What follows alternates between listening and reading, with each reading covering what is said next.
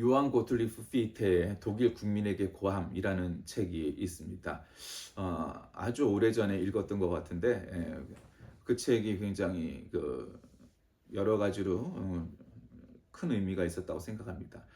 이 피테라는 자는 원래 그 철학자죠. 신학에도 굉장히 관심이 있고, 그러니까 우리가 순수 이성, 실천 이성으로 나눴던 그 임마누엘 칸트의 직계 제자는 아닌데, 직접 가르친 적이 있었던 건 아닌데, 그래도 만나서 그의 책을 읽고 감동을 받고 그 책 라인에서 그 계통의 책을 써서 칸트에게 칭찬을 받아서 출판을 권유해주고 또 출판해주기도 했던 그런 사람입니다. 그런데 이제 그 와중에 나폴레옹이 이 프로이센을 침공해갖고 프로이센이 아주 전멸을 당하는 이제 거의 식민지처럼 그냥 초토화가 되는 그런 일이 벌어지죠. 그러니까 이제 독일 지성인들에게는 어떠한 일이 생겼냐면, 야, 왜 우리나라가 이렇게 됐을까? 뭐 여러 가지가 되는 거죠. 사실은 이 뭐 보불 전쟁 뭐 이런 일들이 사실은 프랑스는 오랫동안 통일 왕국을 이루었던 나라고, 이 프로이센이라는 것은 뭐 오스트리아서부터 정말 잘게 잘게 다 작은 나라들 혹은 공국 뭐 이런 데로 나눠져 있으니까 그만큼 통일 왕국처럼 힘이 강하지가 않았던 거죠. 그래서 그 상황에서 독일 국민에게 이제 고함이라는 책 연설에서 얘기하는 거죠. 뭐 여러 가지를 얘기합니다. 그러면서 이제 독일 국민들이 이런저런 걸 해서 뭐 이렇게 뭐 단지 정치적인 역사적인 것뿐만 아니라 언어적인 거, 문화적인 거, 뭐 그다음에 종교적인 거, 당연히 이 피테는 굉장히 종교성이 강했던 철학자이기 때문에 이제 그런 것들을 구하면서 독일 국민들이 떨쳐 일어나 발전시키고 뭐 발달시키고 뭐 해서 독일이 다시금 부흥해야 된다. 뭐 이런 것들을 위해서 독일 국민에게 그런 연설을 했던 이제 그런 연설이 굉장히 유명하죠. 어, 그래서 독일 국민들이 거기에 뭐 꼭 그 책에 영향을 받아서만이라고 얘기할 수는 없지만, 그 후에는 결국 뭐 1차 세계대전, 2차 세계대전 때까지 그 정말 전쟁을 일으킬 만큼 유럽 최고의 강대국이 되기도 했었습니다. 뭐 그래서 또 폐해도 있었지만요. 어쨌든 독일 국민에게 고함이라는 피테의 책 연설은 독일 국민들에게 여러 가지 심금을 울리고 마음을 갖다가 회복시키는 그러한 연설이었습니다. 오늘날 한국 사회 혹은 한국 교회가 갖고 있는 문제들은 굉장히 크다는 것을 우리가 느낍니다. 정말 제2의 종교개혁 혹은 한국의 종교개혁이 필요할 때가 되었다라는 것들을 정말 느낍니다. 제가 신학생 시절에도 그런 얘기가 있었지만 그때의 상황과 지금 상은 전혀 아주 다르죠. 그때는 한국 기독교의 전성기 시절쯤 됐습니다. 그래갖고 신학교 오는 사람들이 줄을 섰고요. 아무리 뭐 적어도 정규신학대학에 신학을 공부하려면 정말 최소한 3대1, 5대1은 뭐 기본이었고, 그거보다 더한 경쟁률도 어마어마했죠. 신대원도 어마어마하게 경쟁률이 세서 떨어지는 일이 뭐 정말 다반사일 만큼 그랬습니다. 근데 지금은 제가 뭐 학부나 신대원이나 뭐 그 통계를 잘 안 보지만 찾아보지 않았지만 아마 그때쯤 되지 않을 겁니다. 그러니까 그만큼 그때는 한국 기독교의 전성기였죠. 80년대, 90년대만 해도 뭐 교회가 그때도 어쨌든 부흥이 줄고 있다 뭐 이런 얘기 나오지 않았었습니다. 그러나 2000년대가 되면서 교회의 성장이 정지가 됐고, 지금 오늘날에 와서는 뭐 성장의 문제가 아니고 뭐 옛날에 1,000만 성도 어쩌고 그랬던 건 이제 온데간데 없고 이제 숫자도 얘기 안 하죠. 뭐 심지어는 400만 성도다 뭐 이렇게 얘기하는 데까지 이르렀으니까 이거 엄청난 파괴력을 지닌 문제이죠. 저는 그래서 한국 국민에게 고함 이런 제목으로 말씀을 나누고 싶습니다. 오늘이 3.1절이잖아요. 3.1절이 일요일인 주일날인 그런 때가 그렇게 많지 않으니까 오늘 특별히 이 3.1절에 우리 민족이 이 나라가 어떤 마음가짐을 갖고 살아야 되는지 이 마태복음 15장 말씀을 중심으로 한국 국민에게 고함 이런 제목으로 말씀을 나누고자 합니다. 이 창세기 15장 오늘 본문 말씀은 이 마태복음 15장 이 본문 말씀은 우리에게 굉장히 너무 잘 알죠. 입으로 들어가는 것이 사람을 더럽히는 것이 아니라 입에서 나오는 것 그것이 사람을 더럽힌다. 그 사람들이 잘 이 말의 뜻을 깊이 잘 몰라요. 사실은 뭐 오래 이제 뭐 신앙생활을 했던 목사든 장로든 뭐 정확히 몰라요.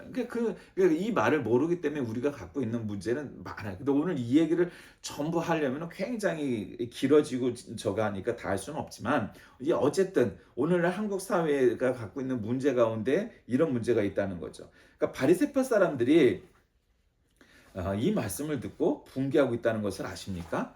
나의 하늘 아버지께서는 자기가 심지 않으신 식물은 모두 뽑아버릴 것이다. 이런 대화가 나도. 그러니까 그 얘기는 뭐겠어요? 여러분, 이 시대 예수님과 그의 제자들은 지금 이제 마태복음 15장 정도니까 그게 어느 정도 사역을 시작했을 때잖아요. 어느 정도 뭐 그래도 뭐 중반부든 아니든 간에 이게 초창기는 조금 벗어난 정도 뭐라고 봐야 되겠죠. 대충. 그러니까 이 예수님의 제자들의 이 무리, 사실 뭐 끝까지도 예수님의 제자들과 예수님의 그 무리들이 무슨 뭐 주류가 됐다라든가 뭐 기득권을 가졌다든가 그랬던 적은 한 번도 없어요. 예수님 당시에. 그러니까 뭐 예수님의 제자들도 마찬가지였고 예수님이 부활승천 하신 다음에도 그랬단 말이에요. 그러니까 이 종교계 혹은 신앙계 뭐 이런 거에 주류를 형성하지 못했으니까, 그때 주류는 결국 누구겠어요? 제사장들, 바리새인들, 사두개인들, 뭐 서기관들, 뭐 이런 사람들이 정계와 이 종교계에 그 기득권을 갖고 있는 사람들이었어요. 그러니까 바리새인들이 뭐 지금도 마찬가지지만 끝까지 예수님을 잡아 죽이려고 했던 첫 손가락 꼽히는 사람이 누구냐? 그 바리새인들이에요. 사두개인들이에요. 그 사람들이 예수님을 끝까지 죽이려고 그랬죠. 왜냐하면 우리가 정통이고 우리가 교권을 가지고 있고 우리가 하나님의 사도인데, 네가 뭔데 갑자기 나서 네가 하나님의 아들이라고 거짓말을 하고, 네가 뭔데 자꾸 기적을 베풀고 왜 이런 마술을 부리고 이러냐 하고 욕을 했던 거죠. 비판을 넘어서, 이 비판이 아니고 이제 비난을 했던 거예요. 너 그런 거 하면 안 돼. 야, 능력 있다고 우리 허락도 없이 네가 그 뭔데 그거 기적을 베푸고 사람을 살리고 아픈 사람을 낫게 하고 하나님의 아들이라고 뻥치고 왜 그러냐? 이랬던 거죠. 그러니까 바리새인들 사이에서는 예수님이 아주 눈에 가시였던 거예요. 자기들은 그럴 능력도 없고 뭐 그런 능력도 없지만 그런 걸 하면 안 돼. 그건 이단이야. 그런 건 사입이야. 그런 거 하는 거 아니야. 뭐 이러고 있었는데, 예수님은 그냥 가는 곳마다 아픈 사람을 낫게 하고 때때로는 죽은 자를 살리기도 하고 정말 상처를 받은 자에게 위로가 되게 하고, 아무도 같이 하지 않았던 세리, 뭐 로마 군인, 창녀, 가난한 자, 뭐 병자, 그다음에 한센병 환자, 문둥병자, 그런 사람들도 가까이 하면서 같이 식사도 하고 안아주고 보듬어주고 낫게 해주고 뭐 이런 걸 하는 거예요. 그건 이상한 놈이다. 왜 구약 성경에 보면 멀리 하라고 하는 더러운 것들을 너는 가까이 하고 식사를 같이 하느냐? 그 너는 이단이고 너는 매국노고 넌 나쁜 놈이고 그렇다 이거. 왜? 구약 성경은 그렇게 기록되어 있으니까요. 구약 성경에 뭐 문둥병자, 한센병 환자들도 뭐 같이 식사하고 그래라 이러지 않거든요. 쫓아내라 마을 밖으로. 그때는 과학도 발달이 안 돼 있으니까 그 사람들을 그냥 멀리 격리해 두는 것만이 유일한 해결책이라고 생각했으니까 구약 성경은 그렇게 기록되어 있는 거예요. 구약 성경에 돼지고기를 먹지 말라고 한 거는, 구약 성경에 나와 있는 그 시대에는 돼지고기가 그 중동 지방에서 빨리빨리 상하니까, 돼지고기는 다른 고기에 비해서 빨리 상하잖아요. 그러니까 야, 이거는 별로 먹는 게 옳지 않아. 빨리 상하니까 여러 가지 식중독이라든가 문제가 많이 생겨. 그러니까 먹지 마. 그리고 기본적으로 돼지는 사람과 먹는 게 동일해요. 소는 풀만 먹으니까 괜찮은데 또 돼지는 잡식성이잖아요. 그러니까 사람 먹이를 줘야 돼요. 그리고 그러니까 이게 겹치니까 채산이 안 맞는 거야. 경제적으로도 안 맞고 또 고기가 잘 상하기도 하고, 그러니까 돼지고기가 먹으면 안 된다 이렇게 얘기한 거지. 뭐야, 돼지고기가 뭐 소는 우월하고 돼지는 뭐 안 그렇고 이런 건 아니었단 말이죠, 사실. 그러니까 위생의 문제, 이런 보건의 문제는 그냥 과학적인 입장에서 위생과 보건으로 보는 것이 더 정확하지, 뭘 거기에 무슨 영적 의미 그런 거 할 필요 없어요. 먹는 것과 관련해서. 근데 구약 성경에 그런 거 먹지 말아라, 그런 사람들을 멀리해라 한 거는 그 보건적으로 어떤 방법이 따로 없으니까 그냥 격리하라, 먹지 말아라, 뭐 이렇게 그냥 간단히 한 거예요. 그래야 그것이 좋다. 그게 잘못된 건 아니죠. 왜냐하면 과학이 발달해 있지 않으니까. 뭐 상한 음식을 먹고 나서 이게 탈이 나면은 어떻게 할 방법이 많이 없잖아요. 그러니까 돼지고기는 그런 일이 많았다는 거죠. 이 중동 지방에서. 그러니까 아예 먹지 말아라. 그러니까 유대인이든 무슬림이든 기독교인이든 그 당시에는 뭐 그렇게 돼지고기를 안 먹는 게 당연한 일이었어요.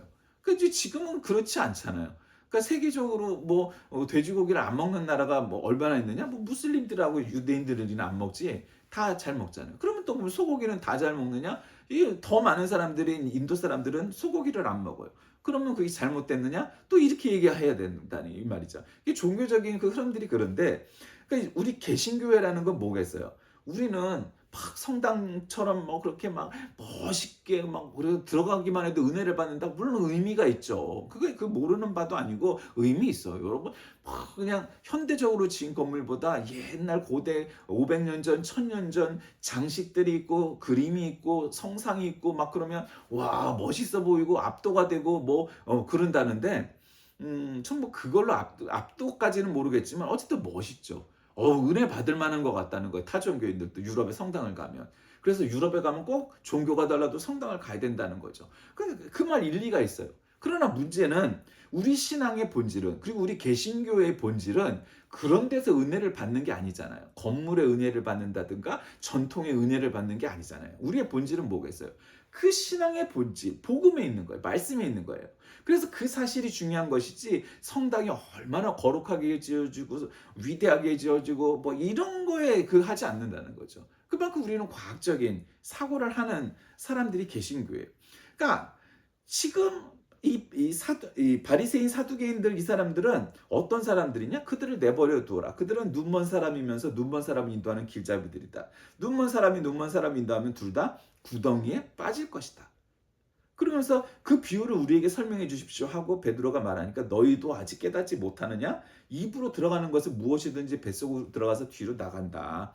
그러나 입에서 나오는 것들은 마음에서 나오는데 그건 어떤 마음이냐? 사람이 항상 좋은 마음, 착한 마음을 갖고 있는 게 아니니까 사람이 이 마음속에서 생각으로해서 나오는 말이 그게 더러운 건데 그 생각이란 건 뭐냐? 살인과 간음과 음행과 도둑질과 거짓 증언과 비방이다. 이런 것들이 사람을 더럽히는 것이지 입으로 들어가는 것이 사람을 더럽히는 것이 아니다. 그러나 손을 씻지 않고서 먹는 것은 사람을 더럽히지 않는다. 이렇게 얘기하는 대목이 나오는 거예요. 그러니까 우리가 무엇을 먹을까? 야, 어떤 아주 보수분 우리 신학생 때 어떤 교수님이었나 목사님이었나 기억은 안 나는데 교수님이었던 것 같아요. 그분은 오징어 안 먹는다는 거였어. 왜 안 먹냐?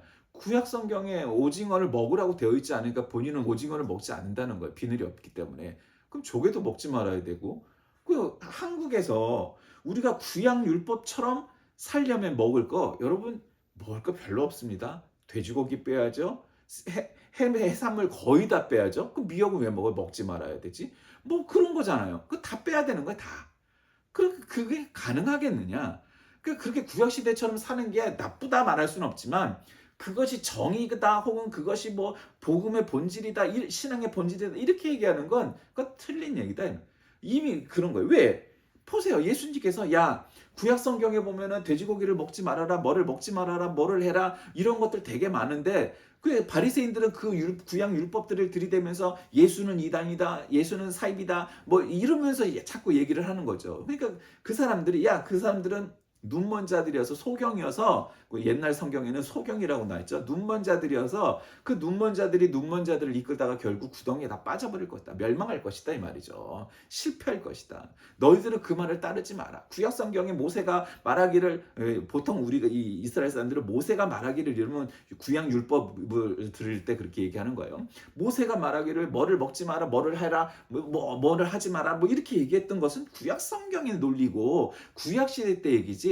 야 너희들이 뭐 그걸 따질 필요가 없어. 무엇을 먹어야 되느냐 먹지 말아야 되느냐 제사상에 올랐던 음식을 먹어야 되느냐 말아야 되느냐 그 제사상에 올랐던 음식을 먹으면은 탈날 것 같고 죄를 짓는 것 같던 건 너의 마음이 그런 거니까 관계가 없으면 먹어도 아무 상관이 없다. 그러나 그게 마음에 꺼리적거리거든. 그거 먹지 말아라. 괜히 그러고 탈난다 너. 그 비유도 약한데 그거 먹어서 탈나면 안 되니까 그런 거지. 그 음식에 제사상에 올랐으니까 그 음식이 뭔가 더럽혀지고 뭐 타종교로 이단화되고 그래서 뭐가 되는 게 아니다 이 말이야. 마음에 있대 마음에. 이 말을 제자들과 그리고 멀리 떨어진 바리새인들에게 말씀하는 거죠. 그게 중요한 거예요. 구약 성경이 있으면 다 지켜야 되고 지금 구약 시대가 아닌데 왜 구약 성경의 수천 년 전에 그 이야기를 지켜야 되느냐? 그건 아니다. 그러니까 바리새인들과 서기관들이 예수의 제자들이 손을 씻지 않고 먹는 일이 있었어요. 그러니까 이때는 여러분 생각해 보세요. 밖에 나갔다 오면 다 이제 모래바람에 이제 먼지가 묻으니까 당연히 손을 씻고 먹어야 되는데 지금 이렇게 자기 집에서 정상적인 생활을 하는 사람들은 손을 씻든 발을 씻든 그것이 쉽지만 이렇게 이동을 많이 해야 되는 예수님과 그의 무리들이 얼마나 그게 쉽지 않잖아요. 뭐 딱 12명만 데리고 다니는 게 아닌데 여러 명 있는데 그게 손을 일일이 씻기도 쉽지 않고 왜 물이 그렇게 많지 않으니까. 그러니까 하루는 제자들이 손을 씻지 않고 먹는 것들을 봤다 이 말이에요. 그러니까 이제 야 이거 너희들은 손도 씻지 않고 밥을 먹는 나쁜 놈들이고 너희들은 이단이고 야 너희들의 상종 못할 아주 쌍놈들이구나 이렇게 얘기를 하는 거예요. 그러니까 예수님께서 야 손을 씻고 먹는 것이 당연히 좋지. 청결상, 보건상 그래야 되는 거야. 근데 우리의 상을 봐라. 우리는 지금 이동 중이고 여행 중인데 이 수많은 사람들이 모든 사람들이 다 손을 갖다가 씻으면 어떻게 되겠느냐? 이게 쉽지 않잖아, 현실적으로. 그거는 안정된 상황에서 손을 씻는 것이 위생적으로, 보건적으로 좋은 것이지, 지금 상황에서는 그게 적용할 수가 없어. 게다가 너희들은 그거를 빌미로 해서 나와 내 제자들을 갖다 비난하고 힐난해서 결국 무너뜨리려고 공격하려고 그러는 거 아니야. 그러니까 너의 마음이 나쁜 거지. 지금 손을 씻지 못하고 밥을 먹는 우리 제자들이 문제가 있는 게 아니야. 이렇게 얘기하는 게 1절에서 11절에 나와요. 그러니까 제자들이 그러세요? 야 이런 논리가 있었네? 그러면서 이런 가르침이 있었네? 그러면서 더 설명을 좀 해주세요. 그러니까 이제 오늘 본문에 말하는 이 이야기가 나오는 겁니다. 오늘 11절은 바로 그 부분에 대한 결론이었고 12절은 이제 그 이후에 나오는 더 소경을 인도하는 비유를 들어서 말씀하시는 거죠. 그리고 이제 두로와 시돈 지방으로 들어가셔서 가나안 여자 하나가 자기 딸이 귀신 들렸으니까 고쳐 주십시오. 그러니까 이제 거기 그래서 처변아 야 내가 너랑 뭔 상관이 있는데 고쳐 줘야 돼? 근데 거절했지만 이 가나안 여자가 또 아주 현명한 대답을 하니까 결국 믿음을 칭찬하시면서 야 그래 고쳐줄게 하고 그 귀신을 쫓아내 주시고 그리고 나서 갈릴리 호숫가에서 많은 사람의 병을 고쳐주시고 7병이어로 4,000명의 무리들을 먹여주시는 이제 그 사건이 이제 이 마태복음 15장에 나오는 이야기죠. 이 세 개의 사건들이 다 있어요. 첫 번째 사건은 예루살렘에서 온 이 바리새인들과 서기관들이 예수께 도전했다가 외식을 책망받는 것이고 가나안 여자 사건이 이제 두 번째 나고 세 번째 사건은 7병이어로 이 4,000명을 먹이신 사건들이 나옵니다. 자, 오늘 이 본문 말씀에서 말씀하고자 하는 바가 도대체 뭘까요? 우리는 아직도 뭔가 이제 그런 거 따지는 거죠. 구약 성경에는 뭐 이랬으니까 다 따지. 여러분 구약 성경대로 사는 사람 단 한 명도 없어요. 지가 말만 그러는 거지. 어떻게 그렇게 삽니까? 뭐 유대인들과 무슬림들은 아주 뭐 그냥 철저하게 산다고 살아도 살 수가 없어요. 왜 그러냐? 다음번에 한번 아미시라고 여러분 미국에 가면 아미시라는 공동체가 있어요. 근데 이제 아미시 공동체도 정말 여러 가지 종류의 사람들이 많습니다. 그러니까 여러분 미국이란 나라가 세계에서 제일 부강하고 발전된 나라잖아요. 근데 그 나라에서 자동차 안 타고 마차 타고 다니고 전기 안 쓰고 호롱불 켜고 오븐 안 쓰고 장작 태워갖고 그런 장작 오븐을 갖다 써가면서 지금도 18세기, 19세기 산업혁명 이전의 시대를 그대로 살아가는 옛날 옷을 입은 그런 사람들이 있어요. 그 사람들이 제세례파 혹은 제침례파 계통이라고 말을 하는데 어쨌든 그 아미시 공동체가 그렇게 살아가요. 근데 이제 그렇게 정통적으로 또 그냥 하는 사람들도 있고 그냥 전기나 뭐 이런 거는 어느 정도 써가면서 사는 사람들이 있어요. 그러면은 전기도 안 쓰고 마차 타고 다니는 사람들이 멀리 떨어져 있는 자식이나 친척을 보러 가거나 장례를 갈 때는 나라가 먼데 걸어가거나 마차를 타고 갈까요? 그럴 수 없어요. 미국의 현실이. 그럴 때는 또 기차를 또 탄대요. 그럼 그게 무슨 의미가 있느냐? 급할 때는 현대 문명을 이용하면서 아닐 때는 가능하면 안 쓴다? 그냥 가능하면 안 쓴다는 게 무슨 큰 의미가 있어요. 그러니까 지금 현대의 문명과 이 길을 이용하지 않는다는 게 뭔가 순결하고 이런 것과는 아무 관련이 없다. 예. 그 사람들도 그렇다 이 말이에요. 그런데도 어쨌든 지금도 마차 타고 다니는 사람들이 있다 이 말이에요. 그럼 그 사람들이 가장 순수하고 혹은 또 몰몬교인들이 가장 순수하고 뭐 비슷한 게 있지만 뭐 지금은 거기까지 나갈 수는 없으니까 어쨌든 그러냐? 아니다. 그렇지 않다. 특히 우리 개신교회는 카톨릭처럼 뭔가 무슨 마리아의 이적과 무슨 마리아의 눈물 뭐 이런 거 되게 좋아하고 그런 게 아니다. 그런 거는 우리에게 우리 신앙을 흔들거나 영향을 줄 만한 요소들이 아니다. 우리에게 영향을 줄 만한 요소는 뭐냐? 바로 성경에 나와 있는 예수님께서 우리에게 가르치신 그 말씀, 그리고 이적도 행하셨지만 그 이적 자체가 아니라 그 이적을 통하여서 우리에게 교훈하고자 하는 바가 무엇인지를 깨닫는 것이다. 우리는 말씀으로 변화가 되고 말씀의 영향을 받고 말씀대로 살기를 작정하는 사람들이지, 갑자기 암 걸렸던 사람이 열심히 새벽 기도하더니 암이 나았네? 그럼 그 사실이, 그래? 그러면 나도 열심히 기도했고 나의 아픈 곳을 나아갖고 죽을 병에 걸렸던 것도 살아날 수 있겠네? 안 살아나면 어떻게 할 건데? 그렇게 그런 이적과 뭐 그런 것들만 따지다 보면 여러분 시험에 들고 그럴 일이 많습니다. 이적은 확률적으로 낮으니까 이적이라고 하는 거고 기적이라고 하는 거지. 뭐 기도 열심히 세게 했더니 새벽 기도를 갖다 1000일을 했더니 3년을 했더니 야 죽을 병도 나았대더라. 그럴 수도 있죠. 그런 기적이 있죠. 얼마든지 있어요. 예수 안 믿어도 가끔 그런 사람이 있어요. 죽을 병 걸렸다 낫다고 하는 사람들. 그러면은 우리가 내가 정말 신앙적인 열심이 없었는데 갑자기 죽을 병에 걸려서 열심히 세게 기도했더니 죽을 병이 나았더라. 은혜죠, 여러분. 얼마나 그런 일이 감사한 일이겠어요. 우리 누구라도 그런 일이 생기면 너무 좋겠죠. 그러면 모든 사람이 정말 열심으로 기도하면 다 죽을 병을 낫고서 살아날 수 있나요? 아니에요, 여러분. 그렇게 말해도 안 되고 가르쳐도 안 되고 믿어도 안 되는 거예요. 그럴 수도 있지만 아닌 경우가 훨씬 더 많아요. 죽을 병은 왜 죽을 병이겠어요? 죽을 수밖에 없는 병에 걸렸으니까 죽을 병이라고 말하는 거예요. 사형선고를 받는 거예요. 그러면 대다수의 사람들이 죽을 병에 걸리고 암에 걸려갖고 죽게 되면 그건 믿음이 없어서인가요? 아니라는 거죠. 아니에요, 여러분. 절대로 아니에요. 믿음 많은 사람들도 일찍 죽기도 하고 사고로 죽기도 하고 병사하기도 하고 얼마든지 그래요. 그들이 제 수명을 못 살았으니까 믿음이 없거나 뭐 죄를 지었거나 그렇다고 말할 수 절대로 없는 거예요. 그거는 미신을 믿는 사람들인 거예요. 그리고 뭔가 좀 이상한 기독교라도 이상한 종교를 믿는 사람들이지, 참된 기독교 신자는 그 사람이 잘못해서 일찍 죽거나 병사하는 것이 아니라 그냥 하나님의 뜻이기 때문에 우리가 이루 헤아릴 수가 없어요. 믿음이 없어서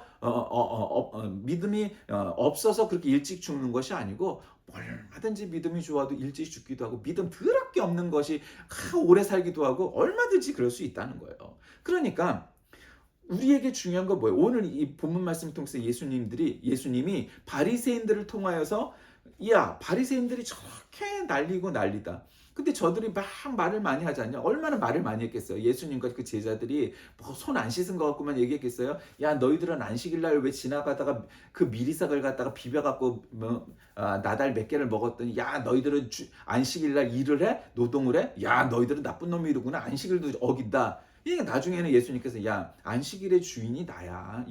예수님이 나야. 그리고 안식일의 또 다른 나 다음에 주인이 되는 건 사람이야. 사람을 위해서 안식일이 중요한 것이지 안식일의 율법을 지키기 위해서 안식일이 있는 게 아니야. 그럼 안식일의 본질이 뭐냐? 예수 그리스도를 기리고 찬양하고 너희들이 안식하는 것이 필요해서 안식일이 있는 거야. 그런데 너희들은 안식일의 율법을 어겼다고 해서 그들을 힐난한다면 그건 넌 잘못된 거야 라고 말씀하시는 거죠. 그러니까 바리새인들은 저들을 비난하기 위해서 뭔가 구약의 율법에 뭔가 어긋나는 것 같으면 핀셋처럼 이단들이 그렇잖아요. 꺼내 와갖고 야, 너희들은 잘못됐어, 너희들은 더러워, 너희들은 안식일을 안 지켜, 너희들은 어째 당당당당. 그러니까 그 의도가 뭐겠어요? 너희들의 마음속엔 그 죄악이 다 있다는 거죠. 그러니까 이 바리새인들의 마음속에는 뭐가 있다? 그 마음속에 죄악이 가득가득 차 있는 거예요. 어떤 마음이 있길래 그러냐? 악한 생각, 살인, 간음과 음란, 도적질, 거짓 증거, 회방. 여러분 이것들이 다 구약의 뭐 중요한 십계명 안에 있는 내용들이 다 많잖아요. 그러니까 뭐겠어요? 자꾸 이 모든 것이 사실은 거짓 증거고 회방인 거죠. 회방해갖고 거짓말로 저것을 까내리려고 하는 거예요. 그 오늘날 한국 사회에 팽배한 것들은 다 거짓말이 너무 많잖아요. 우리가 뉴스를 봐도 유튜브를 봐도 요즘은 신문 기사를 봐도 얼마나 거짓말인지 몰라요. 그러니까 이걸 철저하게 비판적으로 봐서 이게 사실일까를 확인도 해야 되고 해야지. 활자화되고 방송에 나오고 뉴스에 나오면 야 저거 다 진짜다? 그렇게 믿을 수 없는 시대가 됐어요. 옛날에는 고지고대로 믿어도 어느 정도는 맞았는데 지금은 고지고대로 믿었다가 큰일 날 정도입니다. 왜? 하도 거짓말하는 놈들이 너무 많아졌잖아요.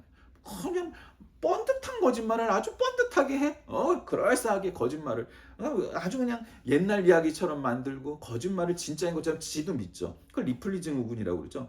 지가 거짓말하면서 지가 그걸 사실인 걸 믿는 거예요. 그런 자들 많잖아. 뭐 이거 헤아리지 않아도 요즘 얼마나 거짓말이 많고 그런 리플리징 우군 정신병자들이 많은지 우리가 너무 많이 보잖아요. 그 정말 중요한 건 뭐겠어요? 우리는 신앙을 가지고 있는 사람들이니까 신앙을 가졌다 하는 건 뭐냐면 우리의 전통을 지키는 거 중요합니다, 여러분. 전통을 지키는 것은 중요하고 하지만 전통을 지키기에 앞서서 우리의 본질은 신앙을 지키는 거예요. 믿음, 복음을 지키는 거예요. 근데 그 복음을 지키기 위해서 구약 시대 때의 그 전통, 신약 시대 때의 전통, 그리고 또 뭐 중세 시대의 전통, 그리고 근대 시대의 전통, 그리고 오늘날까지 이루어지는 그 전통이 만약에 복음의 본질을 훼손하거나 위협이 된다면 우리는 과감하게 그것들을 잘라내도 관계가 없어요. 전통과 복음이라는 이런 태제는 카톨릭적인 요소예요. 우리는 전통이라는 것은 복음과 동등하지 않아요. 그러나 카톨릭은 그 두 개가 중요한 거죠. 그러니까 전통도 중요하고 복음도 중요한 거예요. 그러니까 복음적이지 않은 전통이 있다 손치더라도 그들은 버릴 수가 없어요. 왜냐하면 그것이 양립하는 거니까. 근데 우리는 전통이라는 것은 중요한 게 아니에요. 우리에게 중요한 건 뭐다? 본질인 거예요. 그러니까 카톨릭 입장에서 보면 야 저것들은 쌍놈 같아. 전통도 없어. 이렇게 얘기하는 거죠. 근데 우리 입장에서 보면 야 너희들은 왜 가짜를 거짓말을 계속 유지해. 복음에서 위배되는 것들은 다 잘라내버려야지. 어디 성경에 그런 내용이 있어? 없잖아. 너희들이 확대 해석한 것일 뿐이지. 없애. 복음적이지 않은 내용들은 우리는 그렇게 비판하는 거죠. 그러니까 너희들은 복음적이지 않아. 너희들은 복음의 본질에서 위배가 되는 게 너무 많고 전통이라는 미명하에 너무 뭐 여러 가지를 갖다 쑤셔넣어갖고 복음에 굉장히 위협적이거든. 너희들은 복음적이지 않아. 이렇게 얘기하는 거죠. 그러니까 카톨릭도 그럴진데 다른 종교나 다른 신앙이 없는 사람들 입장에서 봤을 땐 어떻겠느냐 이 말이에요. 예. 근데 오히려 우리의 이 본질적인 요소들이 마치 이슬람 신자들의 원리주의자나 혹은 이단 사이비들처럼 보이는 경우가 있어요. 또 실제로 그렇게 행하는 사람들도 있어요. 이제 그게 이제 오늘날 우리가 갖고 있는 문제인 거예요. 정통 기독교의 후예들인데 정통적이지 않고 이단 사이비화 돼가고 있다는 거죠. 그 왜 그렇겠어요? 그거는 오늘 예수님이 지적한 대로 무엇을 먹는 것에서 나오는 문제가 아니고 우리의 마음과 생각 속에서 나온 거짓과 회방과 이런 것들이 다 나와버린 거예요. 왜? 내 주머니 채우려고, 내 욕심 채우려고, 내 돈 벌려고 거짓말 많이 하면 돈 많이 버니까 그 거짓말한테 나오다가 얘기하다 보면 계속 거짓말을 반복해야 되고 그 거짓말이 나를 먹여 살리니까 거짓말로 먹고 사는 놈들이 돼버리고 망한 거죠. 그런 유튜버들 굉장히 많잖아요. 뭐 유튜버, 정치인, 뭐 정치평론가 어쩌고 저쩌고 시정 잡배들, 쓰레기들 세상에 많아지게 된 거죠. 그러니까 그들은 지 돈을 벌기 위해서 그런 거예요. 여러분 따져봅시다. 옛날 일제시대 때도 독립운동가와 친일파들의 차이가 결국 뭐겠어요? 그래 100번을 양보해서 친일파가 우리나라 발전을 위해서 내가 한 거야. 그런 놈들이 대부분이지 나는 우리나라를 팔아먹으려고 그런 거야. 그런 놈들 별로 없어요. 대다수는 다 나는 우리나라 발전을 위해서 난 친일을 한 거야. 근데 결국은 뭐죠? 독립운동은 자기 돈을 내놓아가면서 한 사람들이 독립운동이고 이 국민들의 고열을 갖다 빨아서 주머니 채운 건 친일파들이죠. 그거는 명백한 팩트잖아요. 그것까지 우기는 건 그거 거짓말하는 놈들이고 그런 놈들이 뭐 지금 너무 많으니까 어쨌든 그렇게 본다면 결국 독립운동을 한 사람들이 역사책에 기록되고 존경받아야 하는 이유는 간단한 거죠. 그들은 정직했고 자신을 희생해서 나라와 민족을 위해서 살았던 사람이고 친일파들은 그럴듯한 논리가 있을지는 몰라도 결국 지 잘 먹고 잘 살자고 평생을 살았던 사람들이기 때문입니다. 그러니까 예수님의 관점에서 보면 저들은 마음속에서부터 더러운 것이 나와 거짓 증언과 회방을 했던 자들이고 독립운동을 했던 사람들은 설사 과가 있을지라 잘못이 있을지라도 결국 본질적으로는 자신의 가족과 이런 것들을 다 담보 잡히면서 자신의 재산을 팔아서 나라와 민족을 위해서 일제와 싸웠던 사람들인 거죠. 간단한 거예요. 지금도 마찬가지. 그 사람을 더럽게 하는 건 뭐냐? 그 악한 마음이 있다는 거예요. 사람을 위하는 마음, 돕는 마음이 아니고 오히려 거꾸로 됐다는 겁니다. 말씀을 정리합니다. 바리새인들은 이때뿐만 아니라 이전에도 그리고 이후에도 계속해서 예수님을 비판하고 비난하고 죽이기까지 합니다. 그게 바리새인들이에요. 어쩌면 오늘날 한국 교회가 혹은 한국 사회가 예수 그리스도를 죽이려고 하는 이 바리새인들처럼 살아가는 자들이 너무도 많고, 특히 한국 교회와 한국 교인이라고 말하는 자들이 그런 자들이 많다는 것을 우리가 인지해야 됩니다. 여러분은 정말 바리새인처럼 살고 있습니까? 아니면 정말 예수님과 예수님의 제자들처럼 살고 있습니까? 오늘날 바리새인들처럼 사는 사람들 어마어마하게 많다고 저는 생각합니다. 그들은 율법의 외형만을 강조하고 본질을 훼손하는 사람들입니다. 그들은 율법의 정신을 간과하고 정의를 비판하고 신앙을 공격하는 사람들입니다. 율법의 외형만 지킨다면 하나님의 뜻을 행한 것으로 생각하지만, 그들은 예수께서는 율법을 지키는 사람의 마음이 더 중요하다는 사실을 역설합니다. 우리는 마음의 중요성을 깨달아야 됩니다. 의도, 목적, 우리는 중요하게 생각해야 됩니다. 구원받은 성도일지라도 본문의 내용과 같이 바리새인들처럼 악한 생각과 마음으로 비난하고 마음을 침범하게 한다면 그거는 결국 바리새인과 똑같은 죄를 범하게 되는 것입니다.